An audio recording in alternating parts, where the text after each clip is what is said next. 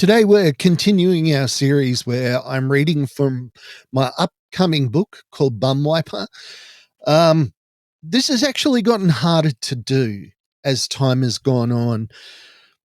You see, when you're talking about the triggers of your mental illness, which this is, it brings back feelings and emotions that I would prefer to not have. So I'm kind of being selective as I go through the chapters here because honestly, I would prefer to remain safe in this process. And safety for me at times is distancing myself from negative emotions and triggers, which is, you can see the problem here. I want to read you the thing that triggers me, but I can't read it because it triggers me. Absolute catch-22 circumstance. So I'm kind of being a little bit selective about what chapters I choose to read. Like there's a chapter on management, chapter on co-workers, chapters on other things that kind of became a bit hard for me to even edit, let alone read out loud. So today we're going to dive into the subject of autism and care. So I guess chapter 7 of the book BUMWIPER. Please like, share, subscribe, let people know what we're doing here. And otherwise, let's dive in and see what happens. Welcome to Mark My Words. Mark My Words is the story of my journey from a place where I was shattered to where I could live again. All right, BUMWIPER, Chapter 7, Autism and Care. For most people, their experience with autism is limited to a couple of Hollywood movies. The most famous of these is that piece of crap that starred Tom Cruise. You know the one. He picks up his savant autistic brother from the institution he lives in and takes him to Vegas to cheat at cards. Thanks to this damn movie, I still get asked to this day what special talents my clients have. Let me state this categorically, that in my 18 years as a carer, in 3 states and over 25 institutions and group houses, I have never met a savant or someone who has actually worked with one. That's how rare they really are. Now, back to the movie. We have Tommy chatting to his brother, and we get the big joke about Qantas being the only airline that doesn't crash. At only one time in that movie did I see an experience that comes close to anything that resembled a day at work for me. This was when Tom does something that his brother doesn't like, and the brother starts hitting himself and screaming. Let me reiterate that the scene came somewhat close, but by no means was it even a tenth of what a typical reaction would be.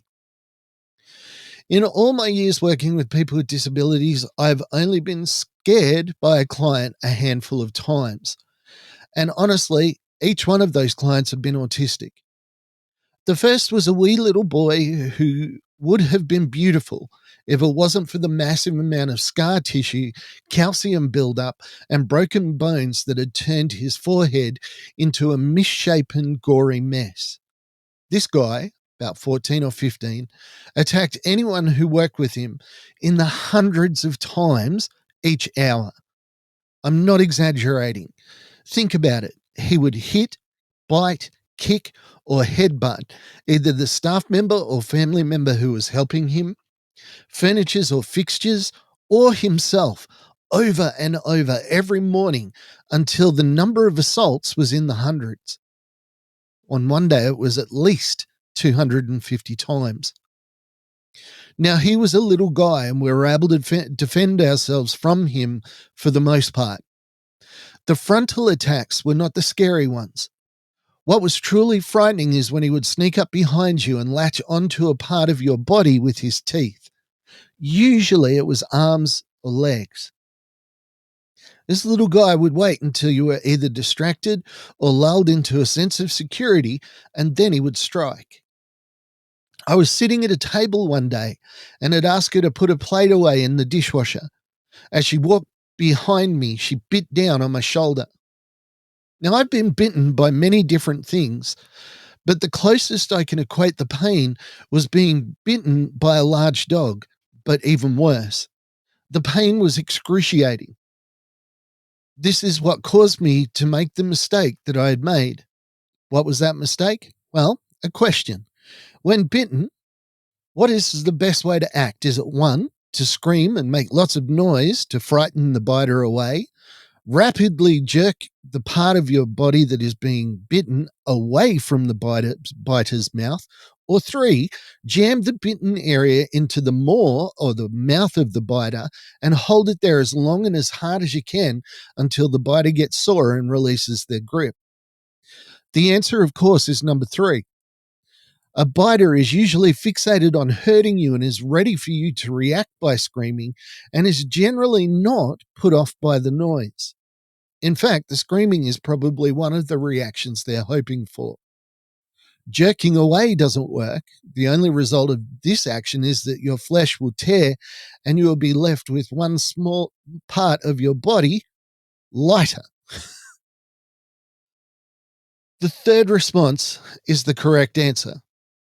If you can, get your arms around the head of the person biting you, draw their head against the part of your body that is being bitten, ignore the pain, and hang on for dear life. The biter's jaw will be pushed further and further apart the harder you jam the bitten area in there, and they will eventually release. For me, though, at this time, all I could think about was the pain. My mistake is that I did actions one or two. I left out of the chair with a scream and jerked away from my little friend. I don't know if he swallowed the mouthful of my back that he took. We never found it. And to this day, I carry the scar. Although I do know she got more of my flesh from when she bit me on the arm as I reached across her to get milk a few months later. Again, I jerked when I should have jammed, and thus I lost a small piece of my arm. So, what is autism? Well, in a nutshell, think of an old fashioned telephone switchboard that you've seen from any movie in the 30s. Now imagine that somebody has come along and ripped out every cord from the plug holes, and then they have replaced them in any way that they choose. Some wires have been crossed, some are missing, some are broken, and none, except maybe one or two of the cords, is in the right place. This is essentially what has happened in the brain of an autistic person. The wires are connected and present, but they are not connected the right way. The thing to remember in this analogy is that the messages, the electrical pulses in the brain, are still firing. They're seeing and reacting to everything that's around them, but they're just not reaching the right place in the right order or as quickly as they should. But those messages are getting through. Things like colors, smells, words, and sounds are definitely getting in, but some are being amplified, some are barely getting through, some are never getting to the right place. So, with some autistic people, if you wear a Hawaiian shirt with bright colors, you can spark a fit of violence simply because your shirt is causing an overload of information, which is scaring the hell out of the person. Likewise, you have to watch the volume of your voice. Not many people think about how loud they speak, especially to people in diminished capacity. And mostly we speak fairly loud. However, for an autistic person, voices can come through like the sound of thunder. So, for some, you have to speak very quietly in order for them to feel comfortable. Now, why is it so common for a person with autism to react violently, even the friendly disabled man in the Tom Cruise film? Well, for the most part, we have trained them to. Imagine this: you can't speak or communicate, and you have a person who is talking too loud and they are right in your face. What do? You push them away. Sometimes that works, but for the most part, they are bothering you and trying to get you to do something that that person believes is very important. So you scream, but they persist. So, in desperation, even though up until now you've been very comfortable where you are, you try and move away. The other person is getting angry and they are still persisting. After all, it's their job to get you to do what it is that they're asking of you. So, what do? You hit them. Surprise, surprise, that shuts them up and they go away. What is the lesson for the autistic person in this scenario? If I hit you, you leave me alone. Now, sometimes a good parent or staff member will sit down and analyze what has happened and come up with some strategies to approach the problem differently next time. But for the most part, they don't have the time, the energy, or the inclination, and the same scenario is repeated over and over. The definition of crazy, of course, is to do the same thing over and over again and expect a different result each time. This vicious cycle can continue for years and is the ultimate tragedy of working with people with autism. What is also important to know, for the point of clarification about autism, is that it is a disorder that has many different and varying symptoms. So much so that the clinical term now that is applied to people generally is autism spectrum disorder, ASD. The true instance of a completely autistic person is somewhat rare. Many people can have autistic spectrum disorder or be on the spectrum, meaning that they have some autistic tendencies. A person with Down syndrome can also have some autistic tendencies. Also associated with autism is the fact that many people with this disorder have some interesting and sometimes bizarre fetishes. In my experience, water is a huge fetish. For some, it is running water, which can be fun in a house that has a smaller hot water system, and an autistic client runs out all the hot water because they're enjoying watching the water run. Another fetish I've seen is flicking a piece of string in front of their own faces. When with these people, no wool, string, or even shredded paper is safe with these people around. By far the scariest fetish I have encountered was a young girl. She was 8 or 9 who loved heights, and she was a really good climber. If we ever came to a point where we couldn't find her, we'd run frantically outside and search the roof. Invariably, we'd find her walking along in the gutters of the roof, completely oblivious to the danger. But at the same time, she was inexplicably perfectly safe. She had an uncanny sense of balance and never fell. We also had a pretty hard time figuring how she got up there. The simple truth is that we don't know a lot about this disorder. What we do know has been learned from people with lower grades of autism. That is, they have been less profoundly affected by the disorder. Another source of information about autism has come from people who have grown out, quote unquote, the disorder as they have grown older. One such person is the American woman Temple Grandin. With an incredible patience and experimentation on the part of Temple's family and her teachers, she was given the tools to be able to live a normal life. Thankfully, there was no other intellectual disorder to inhibit her recovery. This woman is now one of the foremost experts on herding cattle. I have heard her described as the cow whisperer. When asked why she is so good at inventing new and innovative ways to herd and direct cattle, she said that cattle just make more sense to her than people. What we have learned from people like Temple and others is that the main feeling a person of autism has is that of disassociation from everyone else. A person with autism sometimes does not see other people as separate living beings. Often, they see them as something akin to a tool. An example would be that if the autistic person knows that if they come to a particular blob, a person who has assisted them before, they make the sign of the sandwich and then they will get a sandwich. They do not see that as a transaction between two people making a conscious choice. One person asking for the sandwich and the other choosing to make them that sandwich. But rather, they see it as somewhat akin to what we experience from a vending machine. When I put money in and press the button, I get my item. It is a mechanical process. The machine is not deciding to give me that drink.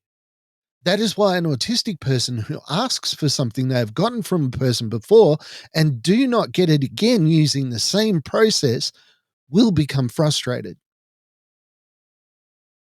This is where the need for consistency is greatest. If I've taught a client that if he comes to me and asks for a sandwich in a particular way, if I don't come through, that client's life will go into turmoil. For them, their sandwich machine is broken. I'll not go into how difficult it is to teach the appropriateness of time. 2 a.m. is generally not a great time for sandwiches. Or maybe it is if they're really hungry. Working with autistic people for me has been some of the most difficult and dangerous that I have ever done, but it has been some of the best at the same time.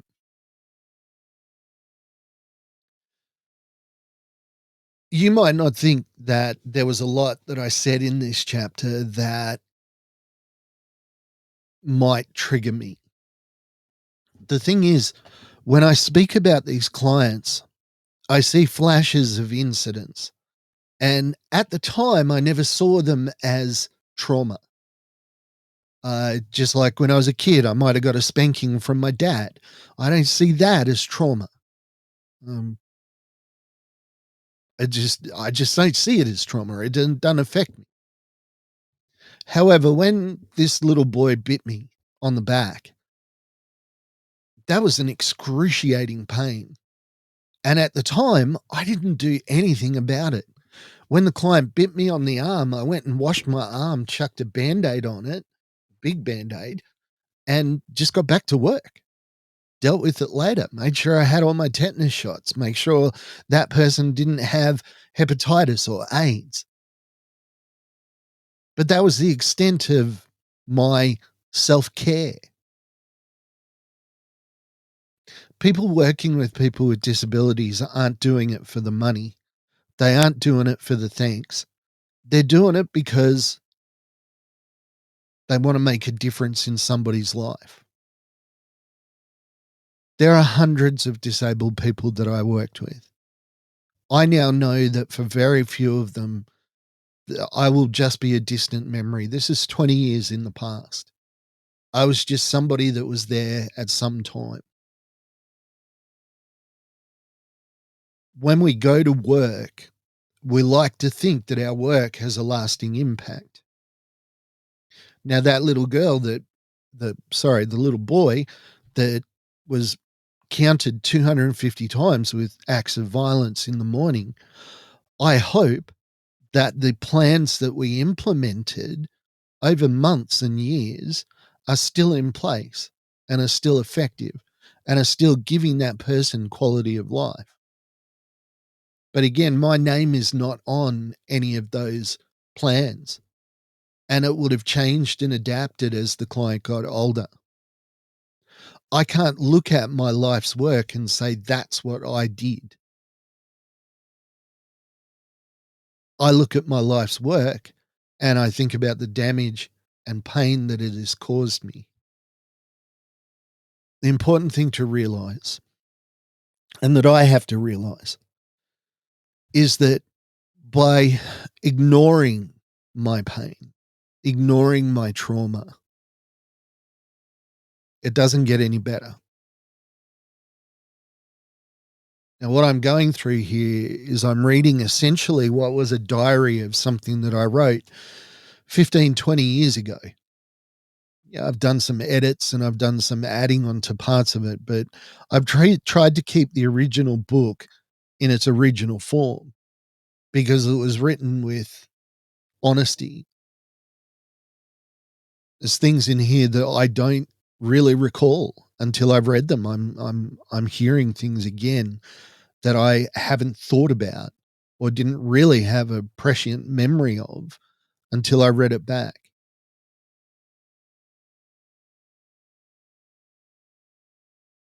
All I can do is tell you that I'm still here. My trauma to this day has not overwhelmed me. You could go through horrible, horrible things,